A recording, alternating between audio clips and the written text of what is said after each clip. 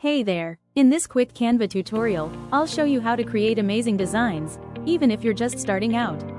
Let's begin how to do these in easy steps. First, go to canva.com. If you don't have an account yet, sign up using your Google, Facebook, or email. It's free. Next, choose what you want to create. It could be an Instagram post, a presentation, or even a custom-sized project. Canva gives you thousands of ready-made templates.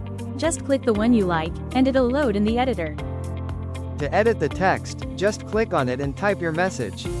You can change the font, size, and color from the top menu. Want to add images or icons?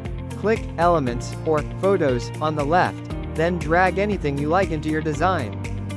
Click the background or any element to change its color. You can use the color picker or upload your own brand colors. When you're done, click Share on the top right. You can download your design or post it directly to social media. If you found this video helpful, don't forget to like, share, and comment below. And make sure to subscribe to our channel for more easy, beginner-friendly tutorials.